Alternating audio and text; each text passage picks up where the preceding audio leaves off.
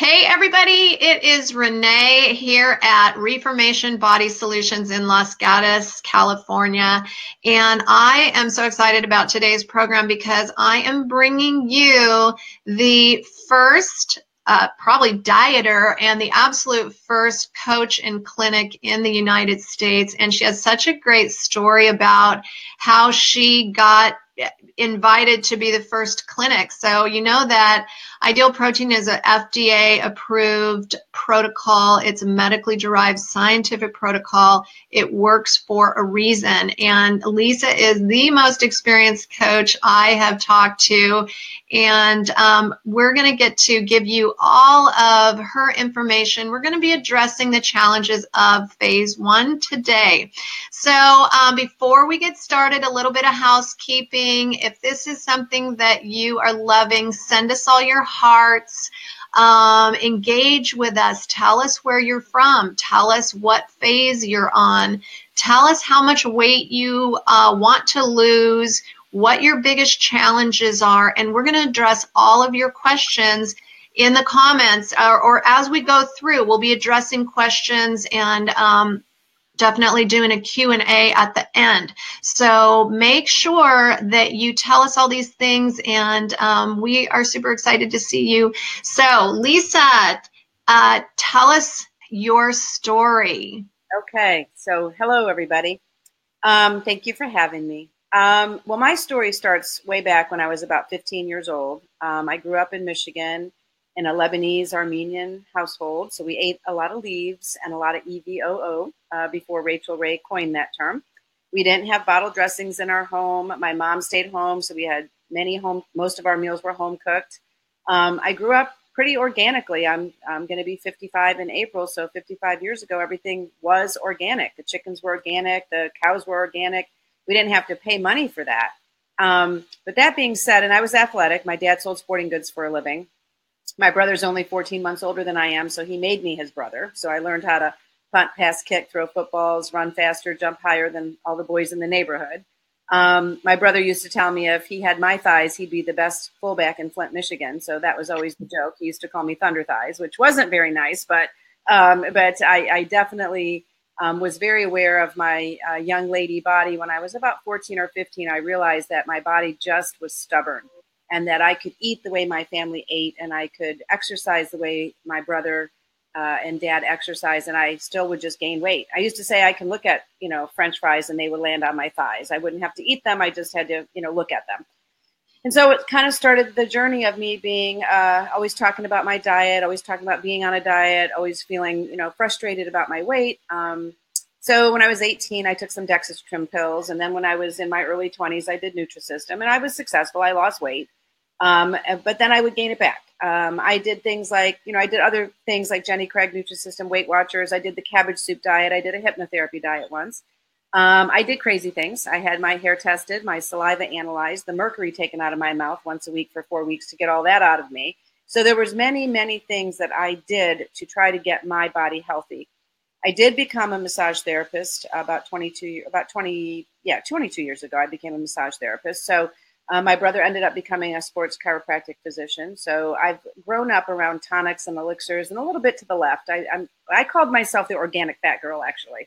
I was the one eating whole food, real food, fresh food, no fried food, no fast food, no soda. I was just fat. And when I say fat, I don't have a picture, but my thighs were like 27 inches each thigh. I was wearing a size 16, probably should have been a size 18 jean, and they were tight. I didn't know what to do. Kind of the impetus for me was, unfortunately, my dad was on the golf course about 14 years ago, and he made a 20-foot putt for par, and he died. He basically dropped dead. My dad was the picture of health on the outside, but on the inside, he had a lot of things going on, and known as, now that I've learned, insulin resistance or metabolic syndrome. He was given a clean bill of health in February, and he died in August. And that kind of set off a chain of reactions for me. My dad's dad died in his 40s. His mom died in her 60s of cardiovascular disease as it related to diabetes. My aunt got diabetes so bad at the end of her life, they wanted to cut her legs off, but she died before they could do that. So I started thinking about it. I was 41 when he died. I was frustrated. I had these 3 little girls at home, and I thought, my gosh, I'm so heartbroken about my dad, but I need to pay attention to this fat that I can't get rid of. And no amount of exercise, eating less, eating better, exercising more made me better. And so I ended up going to this natural health care. Oh, no, I know what happened. In January of 2005, I woke up like everybody does in January and goes, oh, crap, I really need to get myself together. So I did what everybody does in January. I hired this personal training facility called the HIT Center, where they really work you out. I went there 3 to 4 days a week. I put myself on a higher protein, low carb diet that, we know as Atkins or South Beach. So I did that. And I did that for 10 months. And I was diligent. I was really, really very focused on getting better. And I really didn't deviate from my plan. Well, at the end of 10 months, I gained 2 pounds. It wasn't really muscle. I was still 37% body fat.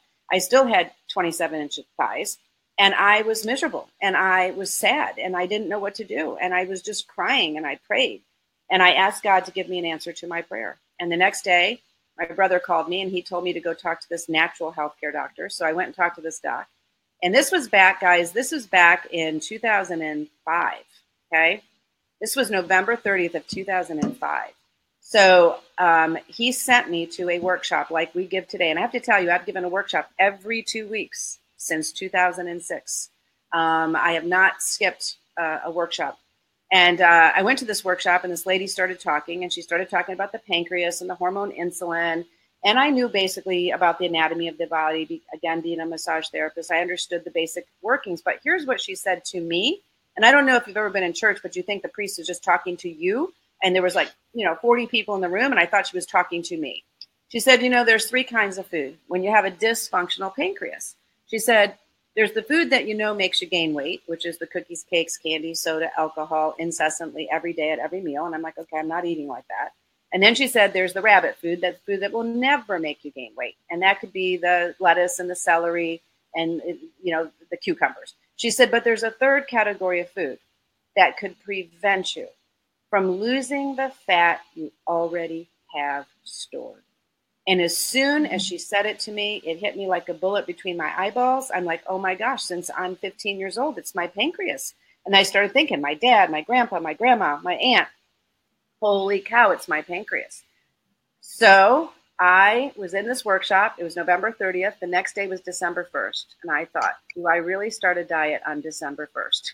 And I thought, well, I've tried from January of 2005 till November of 2005 to do it my way. It wasn't really working. So I thought, you know what? I'm just going to jump in. I'm going to jump in. And I figured if I lose any weight in the month of December, that will start me off January the right way. So I jumped in and I literally followed the protocol like it was my job. I did not deviate from it. I didn't question it. I didn't think, I've done a lot of other things, but my job was to do this program. Because I said to this woman, I said, if this works for me, like you said it's going to work, I said, I will be a walking, talking billboard because nothing touches these thighs. Not elliptical, not lunges, not squats. Nothing touches these thighs. And so I went in and for 10 weeks, man, I put my head down and I did what I needed to do. And it was nothing short of a miracle. In 10 weeks, I went from a size 16 to a size 8. I went from a 37% body fat to a 28% body fat. I lost 5.5 inches off of each thigh, my hips and my belly without exercise. I had to fire the trainer because I couldn't pay for the trainer and the food. And, I said, okay, well, this clearly isn't working. The workout wasn't working for me at that point. I know it was making me stronger and I know it was healthy for me. And I know that I was, good for me in many ways, but it wasn't getting the fat out of my body. It wasn't changing my chemistry. And when I understood that ideal protein was not a diet, because I've done a lot of those, when I understood it wasn't a diet, that it was a chemistry, that it was a reset, that it was a reboot, that it was something working from the inside out, I'm like, I can get my head around this. And then when it actually happened, I was blown away. So I actually started teaching Ideal Protein, and I did the original cooking shows in my house. Every 2 weeks, I would cook food for people. Strangers would come to my house. At a whiteboard in my living room. My daughters could run off the spiel in their sleep because I had my little whiteboards doing the pancreas and the tanks of energy and how the body burns fat and what order it burns it in. And it was a whole big spiel. Well, I did that for 2 years. And then in January of 2008, thank God, we became a U.S. clinic or U.S. company. And we were able to doing ideal protein in clinic form. But what happened to me was I literally took me 6 months to get my body in shape, get me in. So June 1st, it took me from December 1st to June 1st. And I ended up between a size 6. I'm about a size 8 now, but I stay around a size 8 as I've gotten older. But I got down to a size 6, and I've literally been able to stay, knock on wood, but not knock on wood because I've learned the rules. But I've been able to stay between a size 6 and an 8 for now. What is it going to be? 12 years. June 1st will be 12 years. I've been able to learn how to keep my weight in check. And in the meantime, I was asked to be one of the first ideal protein clinics in the United States. I was one of the first people to help open clinics and train clinic owners and train coaches. And then I opened up my first clinic in March of 2008, and I have a second clinic. So I have 2 clinics I run now in the Tampa Bay area. And I will just tell you, ideal protein changed my life, and ideal protein saved my life. And I know that I get to teach people this every day if I can get them to understand the chemistry. Well, that's so inspiring. So Lisa, tell us, and before we get going, if everyone can take a moment to share this broadcast, it really helps, to share, to get the engagement as people are watching. If you just take that moment to do that for us, and of course, send us all your hearts and likes. And if something is really resonating with you, send us a question. We will be answering questions. Send us your challenges. Tell us where you're from. Tell us what phase you're in, because we're here to answer questions today. And Dee is here, and Dee's a fantastic coach up in Red Cliff in Alberta, Canada. Thanks, Dee, for watching. So, Lisa, tell us what are the biggest challenges that people face? And Lisa has coached probably thousands of dieters in the last 10 years. What are the things that come up, for people, and why is it so important that people have to stay on protocol no matter what?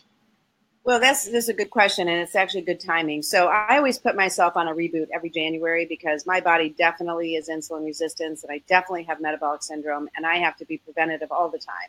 So I always go back on the protocol in January, and sometimes I stay on into February, depending on what has happened with my body.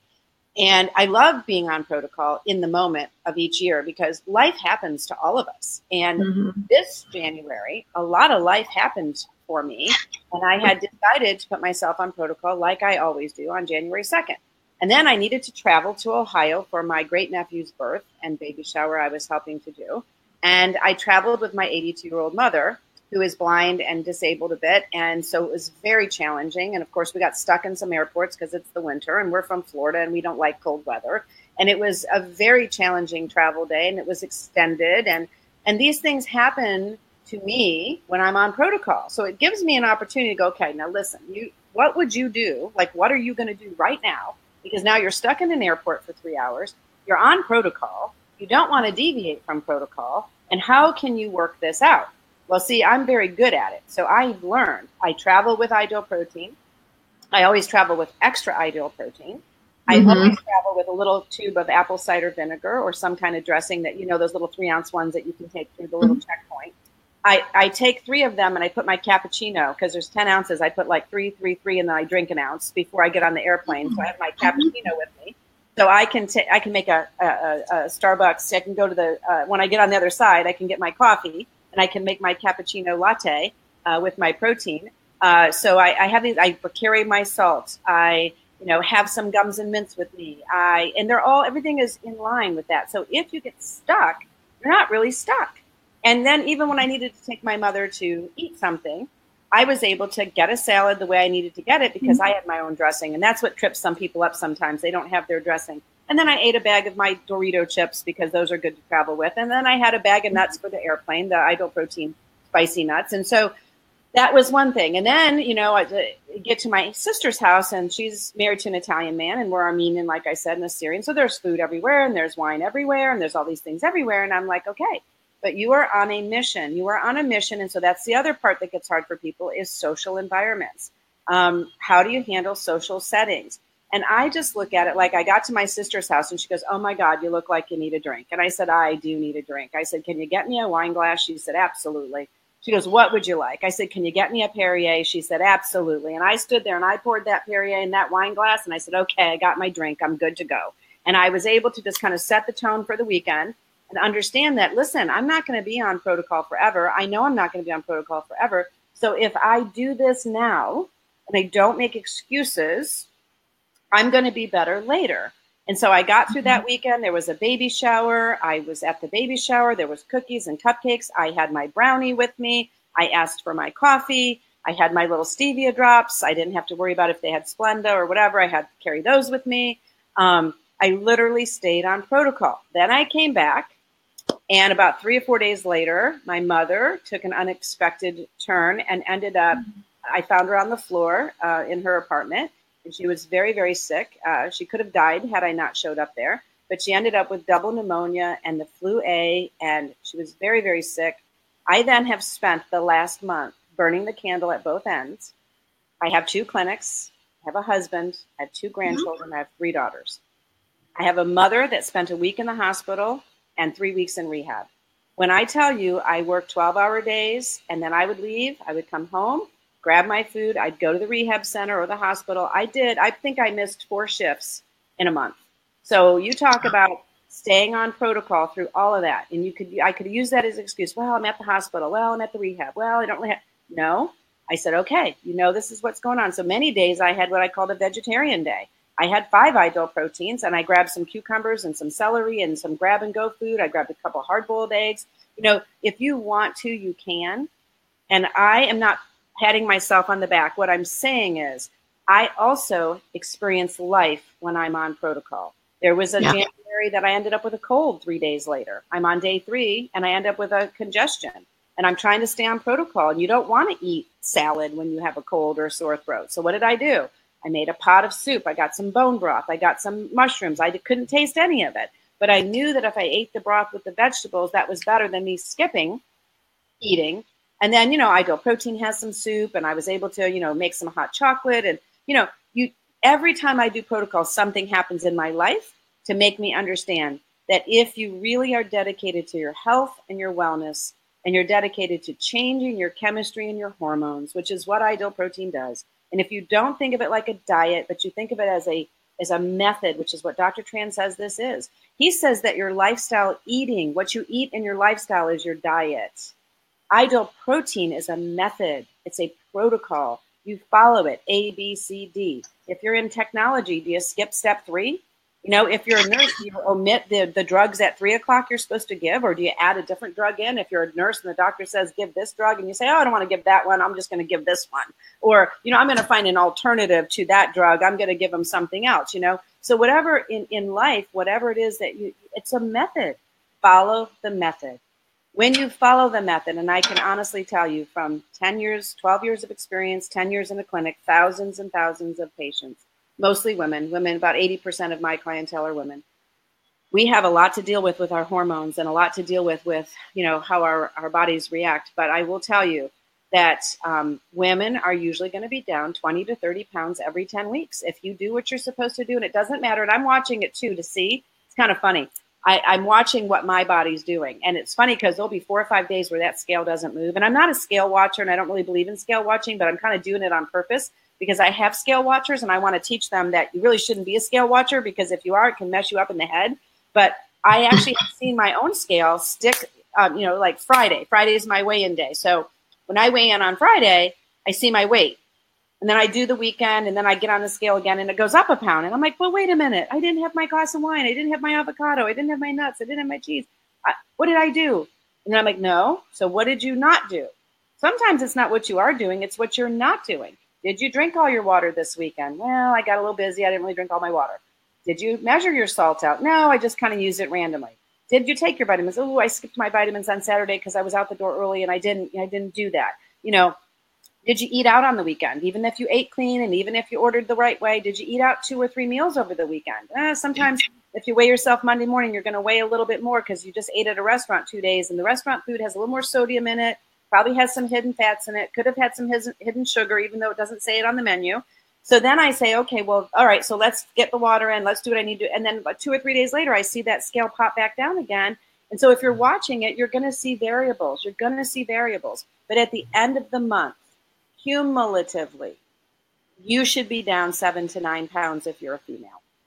And these women that are saying they're losing 4 and 5 pounds a week, they may be much larger women than you, and you can't compare apples to oranges. So you have to just look at yourself. If you're losing, every pound you lose is 4,000 calories you burnt out of your body. So if you lose 2 pounds a week, you have lost 8,000 stored calories. At the end of the month, if you've lost 8 pounds, you've lost 32,000 calories of stored fat. That's important because that's where those inches come in. You may not lose a lot of weight, but at the beginning of the month, you couldn't fit in your pants, and at the end of the month, you can. So why do you care what the scale says? Why does that really matter? If you're on protocol, that's what you can expect if you're doing the right thing. On men are usually about 3 to 5 pounds a week, average about 4. So the guys are going to be down, 15 to 20 pounds, eating the same way, eating what you eat, darn them, they're going to lose more. But don't compare yourself to a man. Well, my husband lost 4 pounds and I lost 1.5. Well, did you have a period this week? Did you, you're a female, you don't have as much muscle as he does, so don't do that. Just stay on your mission. And cumulatively, if you lose 8, 16, 24 pounds in 3 months, that's 24 pounds you didn't gain. And that's 24 pounds of fat you lost out of your body. And that's 24 pounds closer to your health and wellness goal. So don't get discouraged if you see a pound or 1.5 pounds. It's good. Every time you lose a pound, it's down and it's good. If you know you can do a better job, do a better job. If you can drink more water, drink more water. If you can, watch how much you eat out, do that. Right now when we're talking, I have some, chicken in the crock pot with a little recipe from Geneva's cookbook, and I just ad-libbed a little. But, the nice baseline is I've got food in that crock pot today. Why? Because I'm friggin' busy. I'm busy all day. I don't have time to cook tonight. And during that whole time with my mom, I used the crock pot a lot. I used the air fryer a lot. I did some food prep when I could. I made hard-boiled eggs every Sunday. I made little egg muffins. I chopped up some vegetables. I even bought some vegetables already chopped because I was busy. I had some frozen vegetables that were clean in the freezer that I could grab and go. I mean, if you plan, and that's a big failure for people, and even if you fail to plan, you can still have a plan. So even if I didn't have what I needed ready, I still can have a backup plan. And the backup plan is some frozen shrimp in the freezer for me, some frozen vegetables in there I can grab, maybe some frozen, just clean chicken tenderloins that are frozen that I can, defrost quickly or put in the crock pot frozen and let them cook up. So there's lots of ways to stay on plan if you want to. You have to want it. That's the trick. That is, those are, wow, just so much great information, Lisa, because it really is true. And I'll have clients that, man, they come in and they just breeze through. And then, I have probably 90% of my clients, and particularly women, that, women tend to use food for comfort, food for love, food for everything, that's just who we are. It's what we were taught. So, before we get going on to the next, I have a couple more things on that subject I want to just talk with you about, but I just wanted to say hi to a few people. Nancy Henderson-Smith says, hi, Lisa. Vicky Peach Puff says, hello. Dee says she's on the road in Mesa, Arizona, and she's been a 2-day drive away from home, and boy, she went through some snow. I saw that. And she says, if you want to, you can. So she packs her cooler. She's got everything on it. Marilyn Fontana says, Lisa is awesome. The best coach Ideal Protein has, in my opinion. Wow. Thank you so much. I need to tell you that Marilyn is one of our star pupils, was referred by her orthopedic surgeon. She needed to get double knee replacement. And Marilyn did an unbelievable job getting her weight in control so she could have that surgery. So she's back on track now to now heal up from those post-surgical knees, and she's going to be ready to rock and roll through Italy, hopefully in June. That's her job. That's awesome. I love those kinds of stories. Karen Tennant Pularos says, hi, hey, Lisa. Yep. So if you guys are just joining us, remember to, first of all, share this broadcast, share it out there too. If you're a business, share it to your page. If you are personal, share it to your friends, because Ideal Protein is life-changing. And this is such a great broadcast. And we are so lucky to be able to spend some time with Lisa. Lisa is the first U.S. clinic owner and probably the first U.S. dieter. And she's got the info. So talking about, phase 1 protocol, there's a couple, things that get in the way. And you have a great saying that is, it's not what you are doing, it's what you may not be doing. Right. And so, talking about things like, what do you put in your coffee instead of creamer? What does creamer do? People think, oh, it's no big deal, it's just a creamer. What's your advice on that? Well, so yes, I have a list of little, a lot of times when people complain, I only lost a pound, or I didn't lose any weight this week, I have to really act like a detective and start asking like these really detailed questions about, okay, but let's talk about this. Okay, so are you measuring your cream in your coffee? Like your milk, you're allowed 1 ounce a day. Are you measuring that? Well, no, I'm just kind of eyeballing. Okay, but are you doing that once a day or 4 times a day? Well, I'm having 3 cups of coffee a day. So you're putting whatever in your coffee 3 times a day. That is enough to not make you gain weight, but to prevent you from losing. And that's something people have to get in their heads. It's true. A little piece of fruit is probably not going to make you gain weight. That is true. A little bit of cream in your coffee 3 times a day is not probably going to make you gain weight. That is true. A little avocado in a salad is not going to make you gain weight. But when your body is a bit insulin resistant and you're having a tough time losing, if you do more cream than we tell you, put a little avocado in a salad, let the cheese stay in, let the carrots stay in, even in sliver form. If you keep doing those little, I call them BLTs, bites, licks, tastes, and sips, right? A little BLT, a bite of that, a lick of that, a taste of that, a sip of that, a bite of that, a lick of that, a taste of that, a sip of that. Well, you can BLT your way to like 35 carbs or 50 carbs at the end of the week, and then you don't understand that. Why did you only lose a pound this week? Well, because you kind of just did a little bit of stuff that your body said, I'm going to use that energy first before I'm going to go dig out the old. And the body is always going to take the path of least resistance. So if you keep giving your body every day a little something, something, something, something, it's going to go, ooh, I got a little something, something, something, something. So I don't have to go dig out that deep stuff. And so this is the difference between a 1 pound week and a 2 pound week, or a 1.5 pound week and a 2.5 pound week. And so it's all those little things, dressings, dips, sauces, spices, seasonings. You wouldn't believe what they put sugar in. Everyone go home and look in your lemon pepper in your cabinet. You're going to see your lemon pepper probably has sugar in it. Like 99% of the lemon peppers have sugar in them. And you wonder why. You're like, really? Yes, really. You got to look. And, just different things like Worcestershire sauce. And I'm not saying these things are bad. I'm just saying if you look at them, you're going to see molasses, honey, sugar, maltodextrin, dextrose, dextrin. You're going to start seeing lots of little hidden sugars, and you don't realize it. But if you're putting a sugar here and you're putting a sugar there and you're putting a sugar here, you're getting sugar, and that is why that scale is not moving the way it needs to. So you really need to look at all of those details. Sometimes people will go get, what they think is a good fast food. So they'll go through Chick-fil-A and they'll get the grilled chicken nuggets. I want you to do a little homework. I want you to go on the Chick-fil-A website. I want you to type in grilled chicken nuggets. I don't want you to look at the nutrition label because it's like 140 calories and 3 grams of fats, nothing. Look at the ingredients. You're going to see that they make their chicken nuggets. I call them sugar nuggets. You're going to see that they actually put sugar, orange juice concentrate, grape juice concentrate. Yes, in a chicken nugget. Okay. There is sugar in those nuggets. And so you went to get grilled chicken nuggets 3 times this week. You didn't tell your coach because all you wrote on your journal, or maybe you didn't bring your journal, but all you wrote on your journal was chicken, grilled chicken. You thought you had grilled chicken. You honestly thought you had grilled chicken. You didn't bother to say grilled chicken nuggets from Chick-fil-A. So your coach knew that you had Chick-fil-A 3 times this week. And that's where that little difference between a 1 pound week and a 3 pound week may not happen. Ah, wow. It is the little things and all of those, all these sugar-free things. I know that in my clinic, I I keep them to not more than 3 extras. I know some people let you do 5 extras. What's your take on that? 3 to 5 extras. Like if someone had, a couple tablespoons of Walden Farms, if they had like one Propel drink that has a little sucralose in it, or a sparkling ice drink with a little sucralose in it.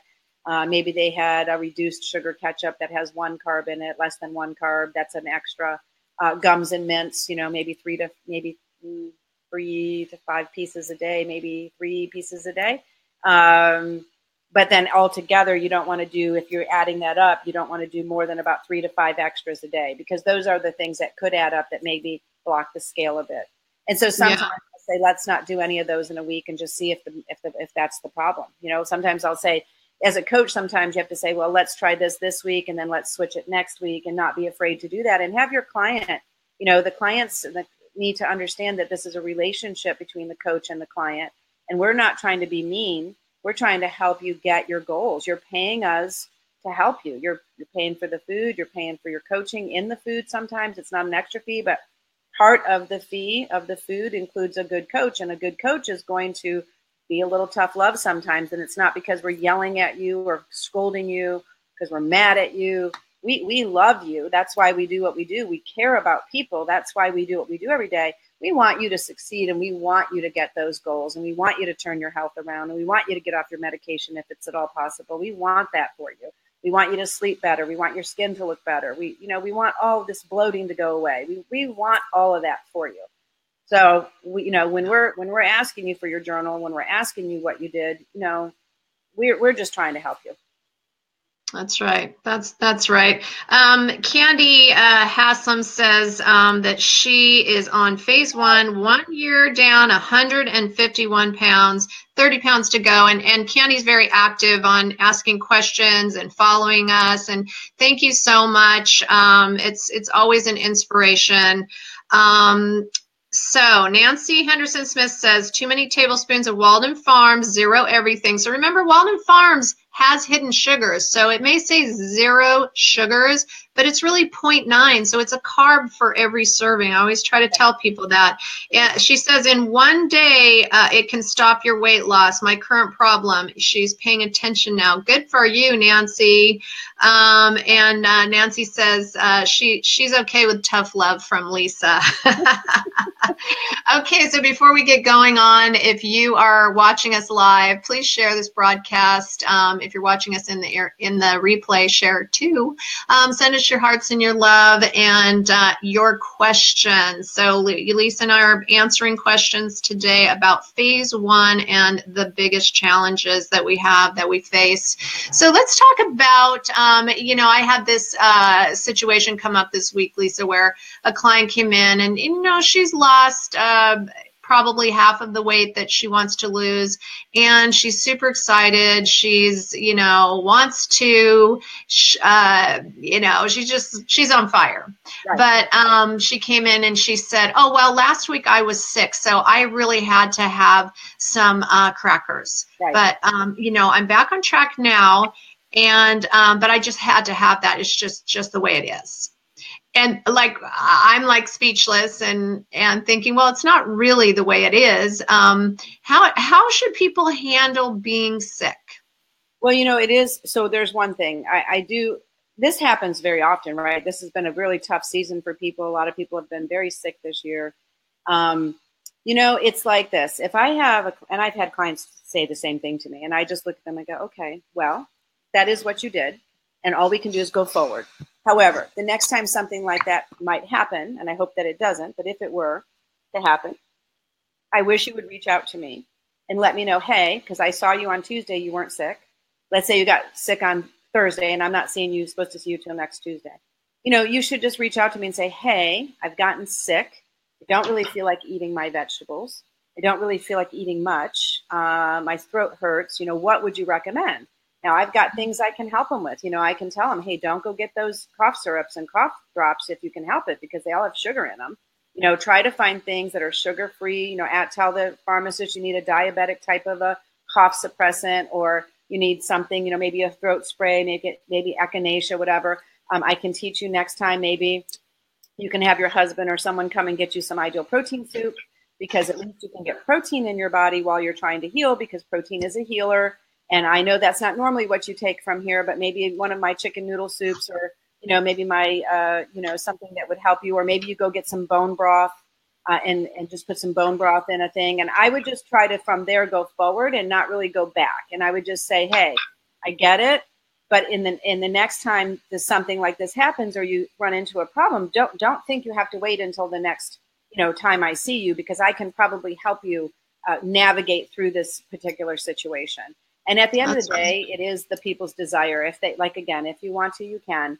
And sometimes people they just don't want to.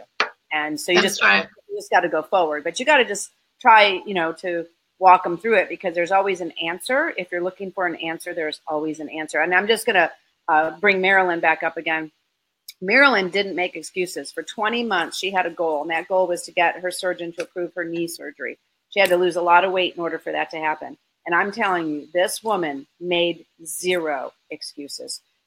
She would take food with her to restaurants. She would measure out 2 cups of vegetables, put it in her handbag, measure out her dressing and her oil and her salt, put it in her handbag. She would go to a restaurant. She would say, can I have a bowl of romaine lettuce? And then she would go from her handbag and put everything she had already, measured into her bowl. If she couldn't eat something on the menu, she brought a cooler with her. She would tell the waiter, hey, you know what? I'm sorry. I have nothing I can eat here. I got to eat my own food. And she would do that. She would be in road trips with it. She had a death in the family during that time. She had many things happen in 20 months of activities, and she just didn't make an excuse. And she was the real epitome of, she was sick, family problems, everything. Things happen in 20 months in our life. She did not make an excuse. She figured it out every single time. And that just proves, if you want to, you can. Absolutely. So, Lisa, what do you do when people just want to exercise? And I live in California, so we have gorgeous weather a lot of the time, and it is probably one of my biggest challenges. And of course, we want people to move, but burning up the treadmill or running up the trail is not helping them. How do you, address the exercise piece? This is a very good topic of discussion, and it's a big one. So this has gone on since the beginning of me finding out about Ideal Protein. Remember, I told you I was working out 4 times a week. I grew up athletic. I am of the belief that you have to exercise. I was of the belief that you have to exercise to stay in shape and lose weight. Yes, you need to exercise. Yes, you need to move. Yes, our muscles need to be oxygenated through exercise, and we need to have good endorphin release. And I will never argue that point. You guys just need to understand, Dr. Tran is a medical doctor, but he has a PhD in sports medicine. So this doctor made this protocol actually originally for world-class athletes. And so when you do our protocol, we do not intend for you to move at all, meaning none. That is not true. However, it does take about the first 3 weeks for our bodies to make adjustments on the protocol. So the first 3 weeks, you should do very little, not very much. Walk the dog, go to the mall for retail therapy if you want, that kind of thing. Stretch, you can stretch, but you really shouldn't do a whole bunch. After that time, you can do some, but the type of exercise you should do is the kind that doesn't increase your heart rate too much. And the main reason for that is not for a lifetime. It is for the protocol and the method, because if you are consuming less than 50 carbs a day, which is what Ideal Protein Phase 1 is, it's not an exact number, but you're eating under 50 carbs a day. And if you're eating under 50 carbs a day and you want to go run a marathon, you're not going to have enough juice in your tank. And so if you don't have enough juice in your tank, your body is going to steal your muscle. It's called gluconeogenesis. When the body doesn't have enough carbohydrates in the brain, because the brain requires glucose, and you deplete the glucose you took in, because you're only taking in 50-ish carbs or less, your body then goes, okay, bucko, I need some energy. So instead of taking your fat, guess what it does? It takes your muscle. So when your body takes muscle for energy, what is it doing with the fat? It's going to hold on for dear life. And so the exact opposite that you're trying to do with exercise, which is to have more muscle mass, to have more energy, to have more, to burn more, fat. You're doing the exact opposite because you're not eating according to exercise rules. And so when you exercise, you got to have more carbohydrates. If you eat more carbohydrates, are you going to lose the weight you need to lose, the fat you're going to need to lose? The answer is no. So what we say is temporarily you cut the exercise down, not out. So you can do yoga. You could take the dog for the walk. You can take a leisurely bike ride around the neighborhood. As long as you don't huff and puff, like do a boot camp or do like a Zumba dance class. Now, if you can take a Zumba class and just, do a little smooth move and not do the high end stuff and kind of tone it down, you could take your Zumba class if you're okay, not like, going crazy. Whatever makes you move is good, but you just need to be aware of the fact that if you stop losing weight on the scale because you're over exercising, which is one of those other caveats, you cannot blame the diet. It's the exercise. If you want to exercise to that level, then you need to ask your coach about something called the alternative protocol, which gives you a little bit more carbohydrates, a little bit more fuel in your food tank, which would allow you to work out a little bit more. You're going to go slower on the weight loss. But if that's what you need to do, then you need to talk to your coach about the alternative protocol. And if you don't get that answer from your coaching clinic, you need to reach out to one of us team members, and we can teach it to you. Not overstepping bounds, but if your coach or owner doesn't know about the alternative protocol, which they should, it is one of our protocols that we use for type 1 diabetics and for children if their pediatrician signs off on them doing protocol. There's a couple of instances where we would use the alternative protocol, and it's not a less than protocol.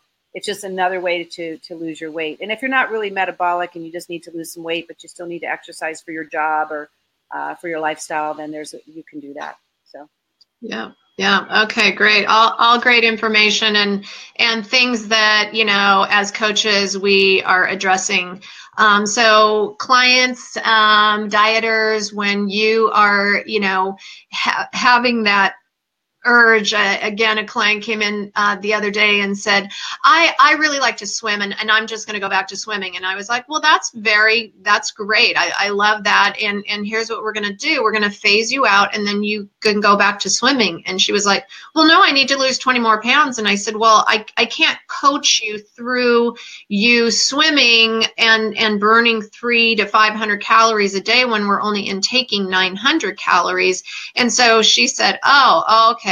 So, we made a plan. Look, your 25 pounds is going to come off in about 2.5 to 3 months. So let's get you to May, and then you can swim your heart out for the rest of the summer. So another alternative for that is, if she can swim like a leisurely swim and not for like racing swimming, if she just wants to get in the pool and swim back thing and swim lift, she would do that. Okay. Yeah, she wants to. And the only other option is to do the alternative diet if she really insists on that. But, you and I both know the best thing to do is to get the weight off. Get the weight off, get the fat off. And then you're going to swim like a friggin' fish because now you're going to have less weight to, swim around.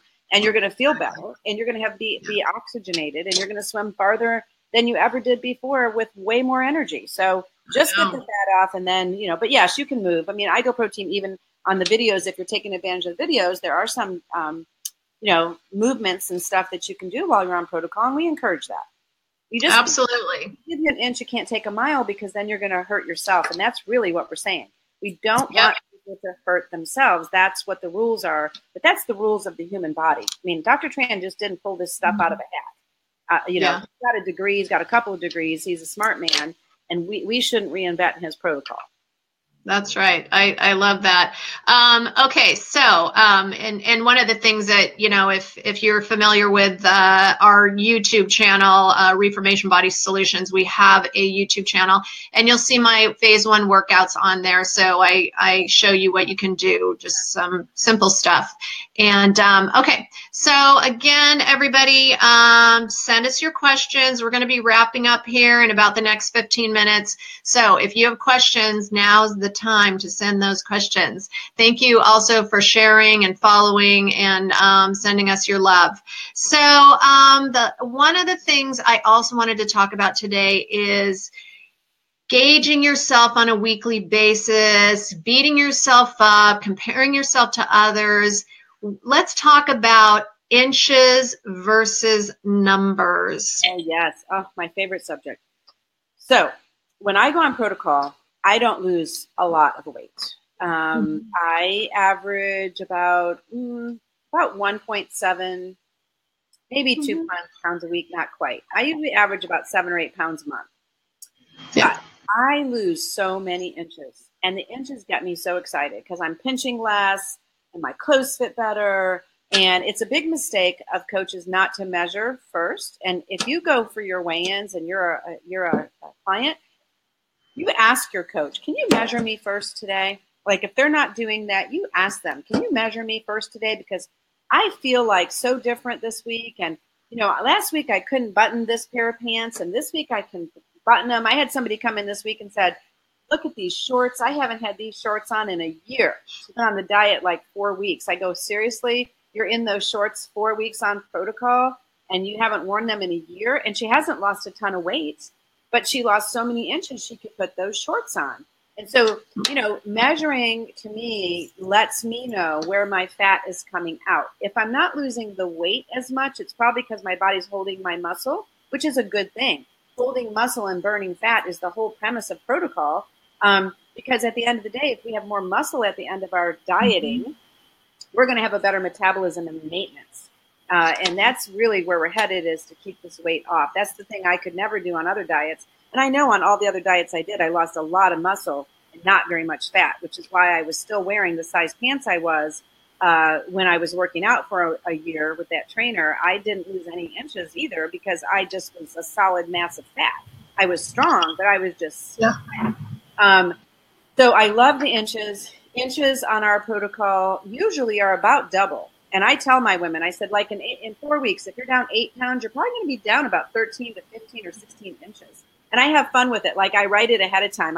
Over here, I write on week 4, 7 to 9. And over here, I write, 14 to 16. And then at the end of 4 weeks, I'm like, look what you did. Look what you did. I wrote this down 4 weeks ago and look what you did. You're down 8 pounds and 16 inches, double the inches of weight. And if you're on protocol, that's about what's going to happen in 10 weeks. If you're going to be down 20 to 30 pounds, you're probably going to be down like 30 to 50 inches. And it's so true. And so it's the inches tells us that your body is digging out that fat. And that's just really a cool part of this program versus other diets I've done before. They didn't really lose the inches like this does. So I know I'm burning the deep fat out when I see the inches go. Yeah. That's that's the whole the beauty of Ideal Protein. And on my weight loss journey, as I've always said, I've lost 65 pounds 3 times in my life. I've been 200 pounds 3 times in my life. When I found the ketogenic lifestyle, I realized all those things that I loved. I grew up with tortillas and butter and cheese, and my grandma always had refried beans and rice on the stove, and that was love. And I got rid of all that stuff, and when I got rid of that, that's everything. So Lisa, next thing up that I want to talk about before we've got about 10 minutes here, let's talk about accountability, excuses, and the relationship between you and your coach. Okay, so this goes back to what I was saying earlier. Establishing a relationship with your coach, your trusted advisor. We coaches need to be your trusted advisor. And I know sometimes people are ashamed. I know shame for women seems to be bigger in women than men, but we get so ashamed that we cheated, and then we feel like we cheated on our coach, and then we don't want to go see our coach, so then we hide from the coach, and then 1 week leads to 2 weeks, and pretty soon you're like, I can't go back because now my coach is going to be ashamed of me. And then what I have found is shame leads to self-loathing, and self-loathing leads to binging. And then you're back in that negative cycle again. And so the thing is we, again, are not your judge and jury. We are on your team. We know there's going to be things that happen that are not perfect. I get upset when people don't come to me when they've had a bad week. It's lovely when people have a great week and they come in and they show me their little gold star journal and they get on the scale and they've lost their 2 or 3 pounds and they've lost their 6 inches or 5 inches or 3 inches and they feel fabulous and they're sleeping great and they're fitting in clothes, and that's wonderful. But I want to see you when you've had a hard week. I want to see you on the week where your mom was in the hospital or your you were sick, or your kid is got in trouble, or, your husband is whatever. I want to see you when you had a hard week, because we need to have a strategy for the next time this situation comes up. We can't go back. You can't go back. Don't beat yourself up. You just got to take the next step forward. I always make a little joke. I'm like, so let me ask you a question. If you accidentally broke a piece of your grandmother's china, would you then go break the other 11 pieces of china because you broke one piece of china? No. So, okay, you screwed up. You made a decision. It wasn't a great decision. You did it in the moment. Move on, Buttercup. Just put a lid on it and move on. But let your coach help you.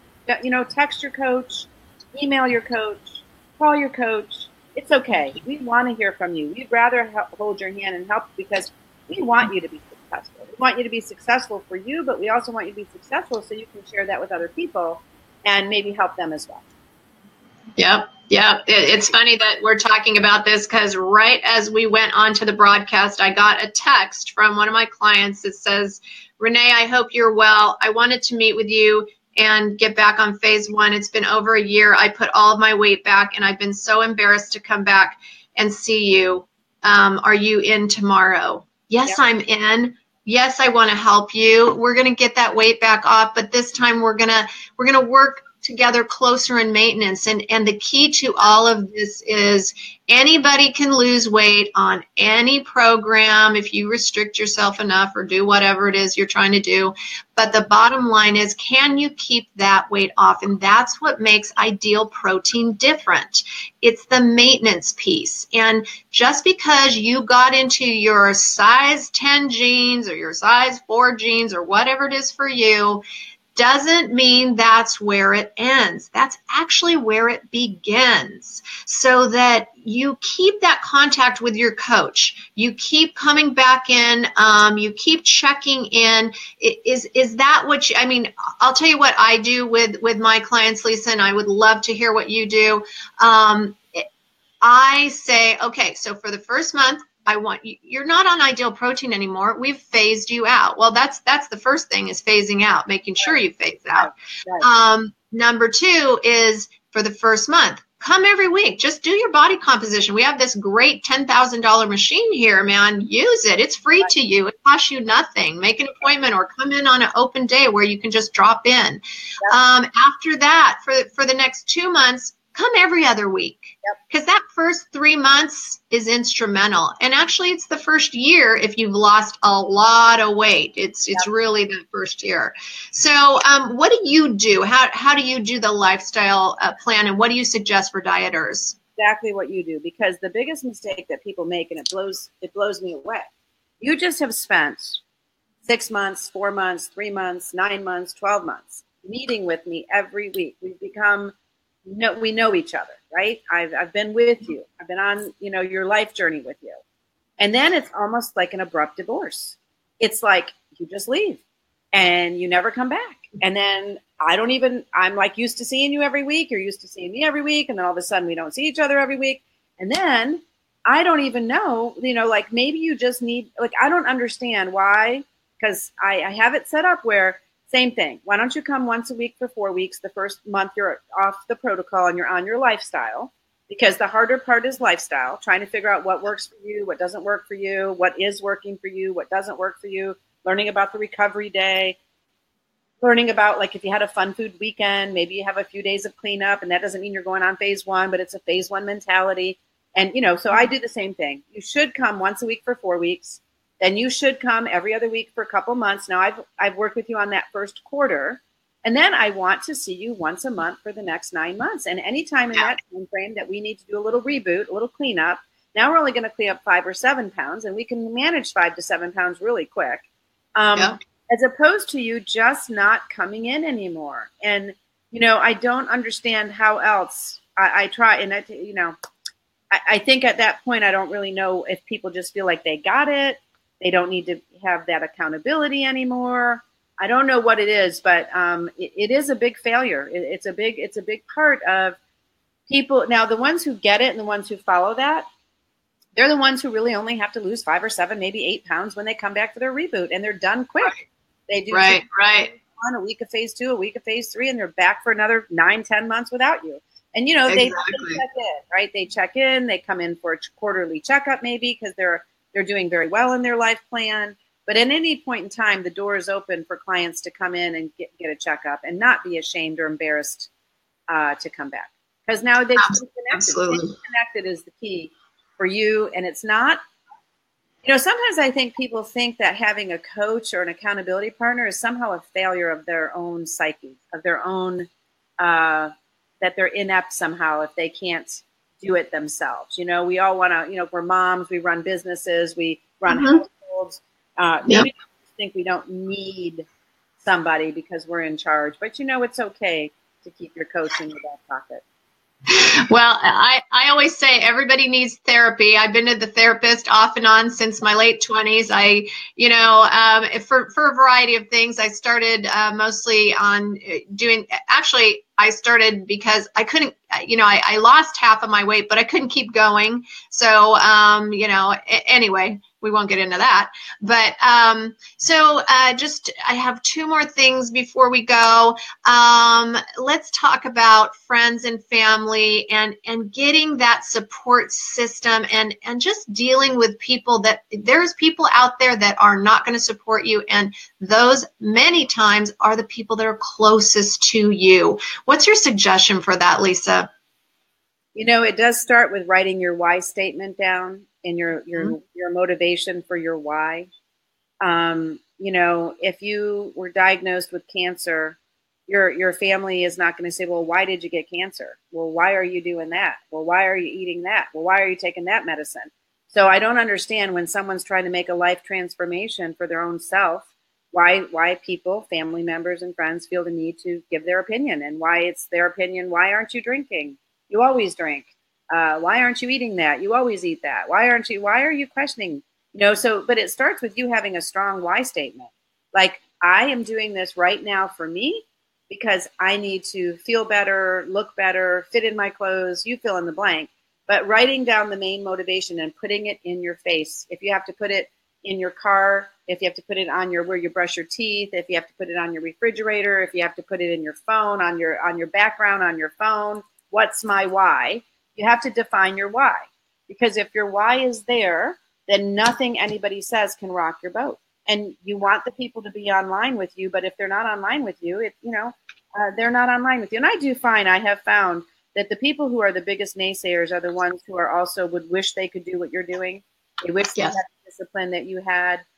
They wish that they, so sometimes it's a little bit of jealousy.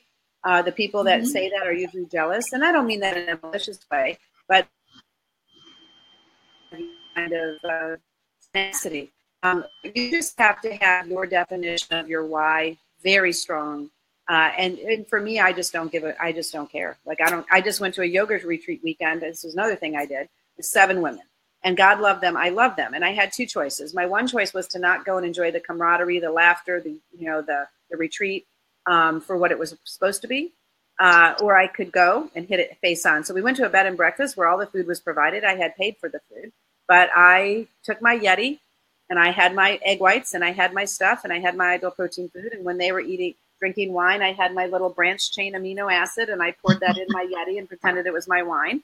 And when they had chocolate, I had a brownie. And when they had, fruit, I had vegetables. And I just managed it because I didn't really care what they were doing. And I'm just focused on my own goals. And some people would say, how did you do that? Because I wanted to. If I wanted to participate a different way, I would have made a different choice. But my choice was to stay on my mission for my goals, for my why. So you got to define your why. I love that. Yeah, it really is. And here's my last question before we finish up today. This is something that I think a lot of people get confused on, and it is really about, why do we have to do protocol 100%? Why can't we do it 90% and get results? Well, if you were, I don't know, I guess I would say 89%, because the difference between the difference between a B plus and an A, right? It's the difference between A. So do you want to have a B plus report card or a C report card?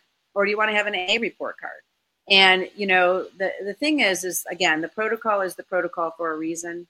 It's not to be mean. It's not to be restrictive. It may seem restrictive, but on the other hand, you know, I always say, you know, I've read this before and it hit me the right way. You know, and Drew Carey made a comment about this years ago when he lost all of his weight. The comedian, he said, you know, I used to think that when I ate my donuts and my alcohol and my whatever comfort food that I was rewarding was a reward. So when I would do good, I would reward myself with food and alcohol in abundance and in excess. And he goes, I learned that was actually a punishment.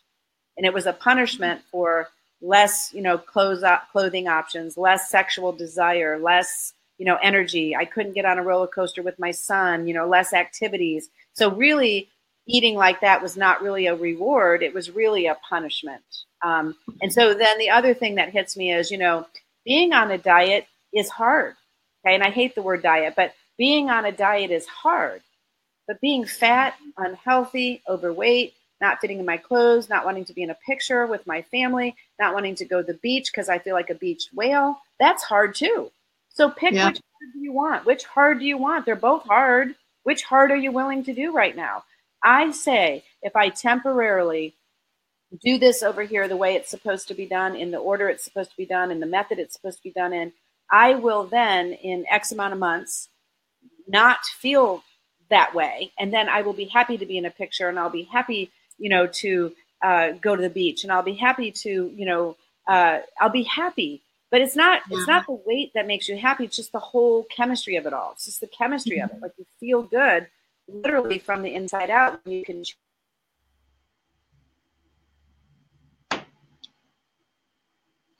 Yes, all of those are great things, and it looks like Lisa might have gotten frozen here on her side of things. But all right, we have finished up for our day today, and thank everybody for coming.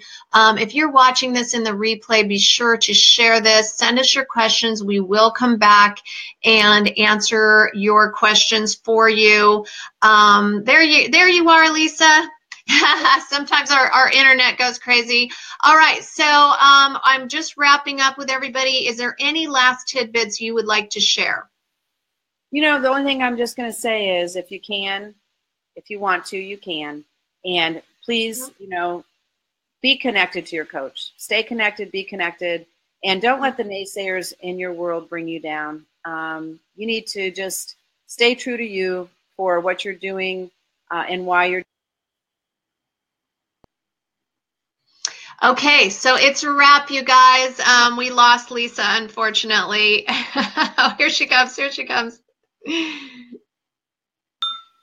We're having a day today. So finish your statement. That's after the naysayers. What was the last thing? You were talking about don't let the naysayers get in the way. Yeah, just don't let the naysayers get in the way, and stick to your guns for the reason you're sticking to your guns. And at the end of the day, you're going to be rewarded with better health, better energy, better everything. And, you know, and then just stay connected to your coach. That's the most important asset that you have. It really is. All right, everybody. Thank you so much. Thank you, thank you, thank you. Goodbye. And Lisa, thank you so much for your wisdom. It's been such a pleasure. Lisa, it's a special thing to get some coaching from the top coach. So if you have questions, put them in the comments section. Lisa and I will go back through, even if it's 2 or 5 days from now or whenever you're watching the video, we'll be happy to answer your questions. Share this broadcast with your friends and share the gift of health. So thanks, everybody. See you soon. Bye. Thank you.